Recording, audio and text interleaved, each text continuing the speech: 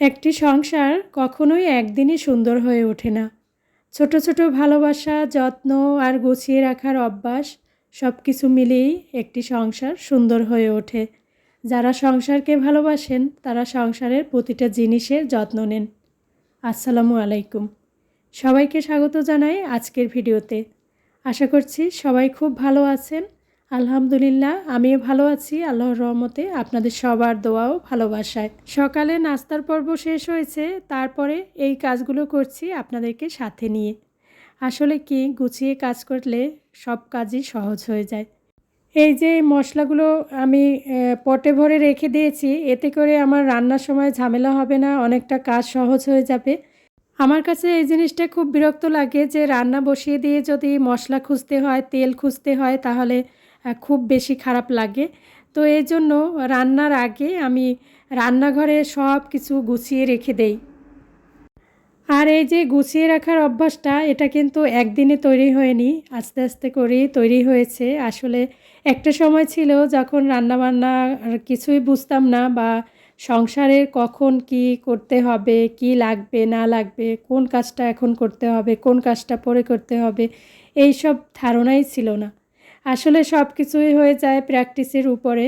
সংসার করতে করতে আমাদের একটা আইডিয়া হয়ে যায় যে কিভাবে কাজ করলে কাজ সহজ হয়ে যাবে।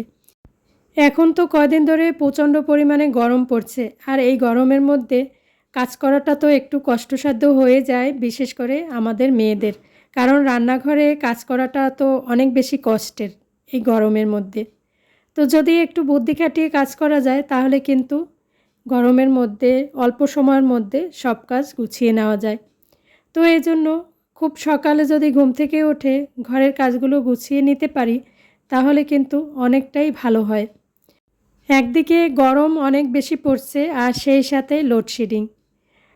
বিদ্যুৎ একেবারেই চলে যায়, আবার কতক্ষণ পরে আসে, আবার চলে যায়, দেখা যায় কি 2 ঘন্টা পরে আসে।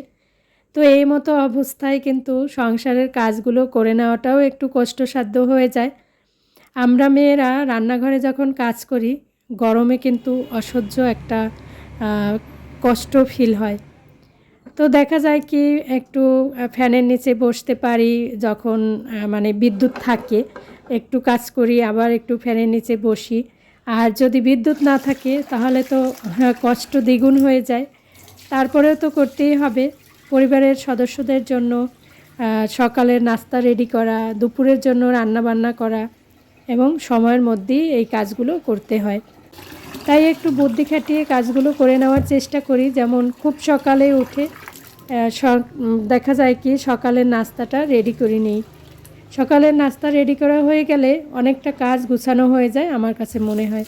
কারণ সকালের নাস্তা আর পর্ব শেষ হয়ে গেলে দুপুরের রান্নার জন্য বা ঘর গুছানো, ঘর পরিষ্কার করা, অন্যান্য যে কাজগুলো থাকে, কাপড় চোপড় ধোয়া, সেগুলো করে নেওয়া যায় খুব তাড়াতাড়ি করে।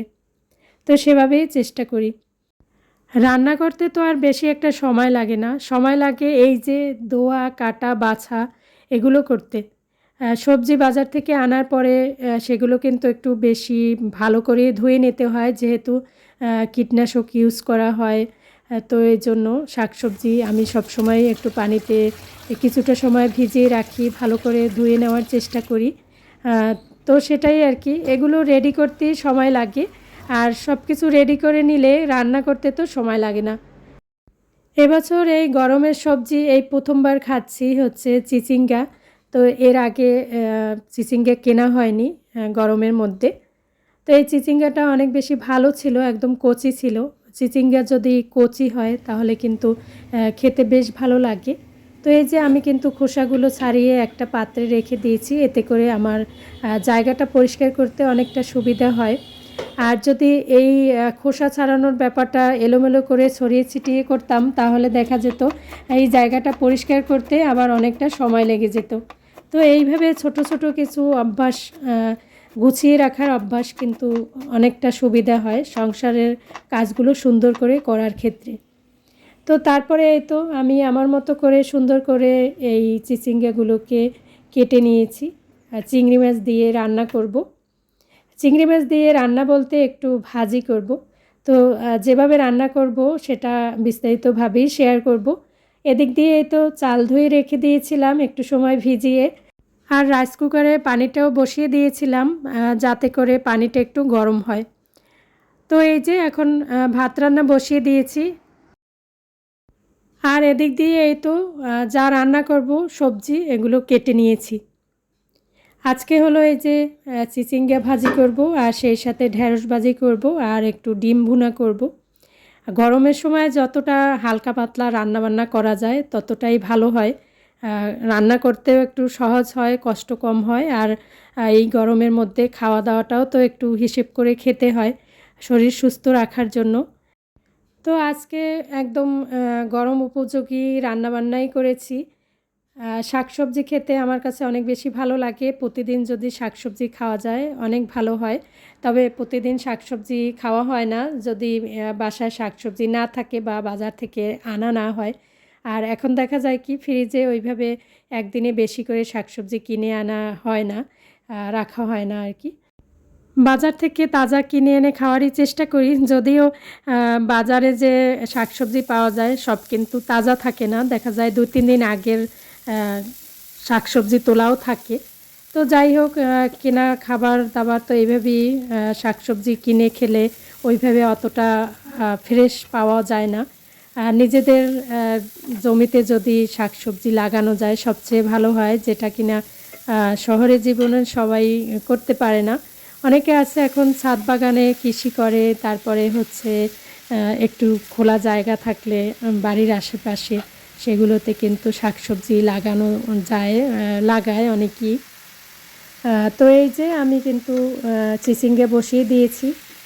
তো একটু পেঁয়াজ রসুন ভেজে তার মধ্যে আর কি লবণ দিয়েছি স্বাদ মতো, হলুদ, কাঁচামরিচ একটু, আর হলো ধনিয়া জিরার গুঁড়া। মশলাটা একটু কষিয়ে নিয়ে তারপরে হচ্ছে চিংড়ি মাছ দিয়ে দিয়েছি, আর সামান্য একটু পানি দিয়ে ঢাকনা দিয়ে এটা সিদ্ধ করে নিব, তাহলেই হয়ে যাবে। আর এই তো আমার ভাত রান্না হয়ে গেছে। তো চিচিঙ্গা যদি এইভাবে করে রান্না করা হয় চিংড়ি মাছ দিয়ে, তাহলে কিন্তু খেতে অনেক বেশি ভালো লাগে। আমার বাসার সবাই খুব পছন্দ করেছে। আমার ছেলে এমনিতেই শাকসবজি খেতে চায় না, তবে এই রান্নাটা অনেক পছন্দ করেছে।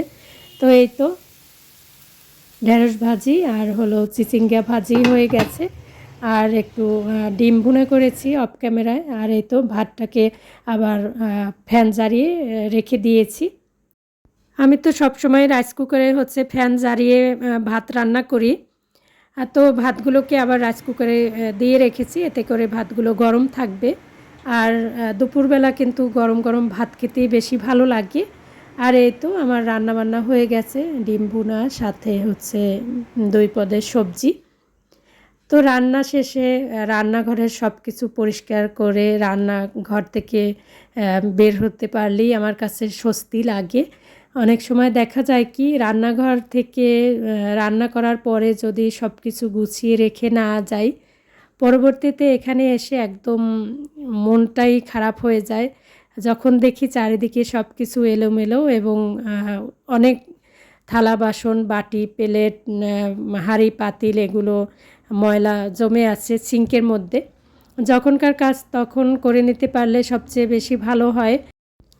তো তাড়াতাড়ি করে দুপুরের জন্য রান্নাবান্না তো হয়ে গেছে, এখন রান্নাঘরটাকে সুন্দর করে পরিষ্কার করে যা ময়লা প্লেট বাটি হাঁড়ি পাতিল আছে সব ধুয়ে সিঙ্ক পরিষ্কার করা, তারপরে চুলা পরিষ্কার করা, এই কাজগুলো গুছিয়ে নিয়ে তারপরে হচ্ছে রান্নাঘর থেকে বের হব। আসলে এটা সবসময় করে থাকি, এটা একটা অভ্যাসের ব্যাপার, অভ্যাস হয়ে গেছে। এই কাজগুলো একটার পর একটা করে নিতে পারলে শান্তি লাগে। অনেক সময় দেখা যায় কি কোনো ব্যস্ততা থেকে যায় বা একটু শরীর খারাপ লাগে, তখন যদি কাজগুলো জমা রেখে চলে যাই, পরবর্তীতে এসে কিন্তু আমারই এই কাজগুলো করতে হয়, আর একদম অনেক বেশি কষ্ট হয়ে যায় বা বিরক্তও লাগে। এজন্য কাজ জমিয়ে না রেখে সাথে সাথে করে নেওয়াই ভালো। আমি এইভাবেই করার চেষ্টা করি, যদিও সবসময় কিন্তু রুটিন মাফিক কাজ করা হয়ে ওঠে না, কোনো না কোনো সমস্যার কারণে হয়তো বা হয়ে যায় কোনো সময়। তো এই যে রান্নার আগে কিন্তু আমি চুলার আশপাশে থেকে শুরু করে চুলা টুলা সব কিছু সুন্দর করে পরিষ্কার করে নিয়েই রান্না বসিয়ে দিই। তো এতে করে যেটা হয় যে রান্নার পরে খুব বেশি একটা পরিষ্কার করার ঝামেলা হয় না। রান্নাঘর যদি প্রতিদিন একটু রান্নার পরে পরিষ্কার করে নেওয়া যায় বা সময় যখনই পাওয়া যায় তখনই একটু যেখানে ময়লা হয় পরিষ্কার করে নেওয়া যায়, তাহলে কিন্তু রান্নাঘরে ওইভাবে অনেক বেশি ময়লা, অপরিষ্কার, অপরিচ্ছন্ন হয় না। আর সেগুলো পরিষ্কার করতেও সময় লাগে না, কষ্ট লাগে না। প্রতিদিন আসলে অল্প অল্প করে পরিষ্কার করার অভ্যাসটা কিন্তু খুবই ভালো। না হয় দেখা যায় কি একদিনে অনেক কাজ জমা হয়ে যায়। যখন একদিনে আপনি রান্নাঘর পরিষ্কার করতে যাবেন অনেক দিন পরে, তখন কিন্তু অনেকটা সময় লাগবে, কষ্ট লাগবে। সেই সাথে নিজের কাছে একটু বিরক্ত লাগবে, নিজের কষ্ট হয়ে যাবে বেশি। তার থেকে প্রতিদিন অল্প অল্প করে যদি পরিষ্কার করে নেওয়া যায় তাহলে কিন্তু এই কষ্টটা আর হয় না। তো এই যে রান্না শেষে আমি কিন্তু রান্নাঘরটাকে সুন্দর করে আবার পরিষ্কার করে নিয়েছি। চুলার আশেপাশে, তারপরে সিঙ্ক, সব জায়গা সুন্দর করে পরিষ্কার করে নিয়েছি। আর রাইস কুকারটাকেও সুন্দর করে একটু মুছে নিয়েছি। যেহেতু প্রতিদিন এখানে রান্না করা হয় আর এই রাইস কুকারে প্রতিদিনই রান্না করা হয়, তো দেখা যায় কি একটু ময়লা হয়ে যায়, দেখতেও খারাপ লাগে। তো সেটাই আর কি, একটু পরিষ্কার করে নিলে, সময়ের কাজ সময় করে নিলেই অনেক সুবিধা হয়। আর এই তো একটু বিকেলের নাস্তায় চিকেন মোমো বানিয়েছিলাম। অনেক দিন ধরে ছেলেমেয়ের বায়না ছিল চিকেন মোমো খাবে। রোজার মধ্যে বানিয়েছিলাম যদিও, তারপরে অনেকটা দিন হয়ে গেছে আর সুযোগ হয়নি। তো আজকে ভাবলাম এগুলো একটু ওদেরকে বানিয়ে দিই। শেপ ভালো হয়নি যদিও, তবে খেতে বেশ ভালো হয়েছিল। আর বিস্তারিত আকারে আপনাদের সাথে শেয়ার করাও হয়নি। আজকে তাহলে এখানেই বিদায় নিচ্ছি। সবাই ভালো থাকবেন। আল্লাহ হাফেজ।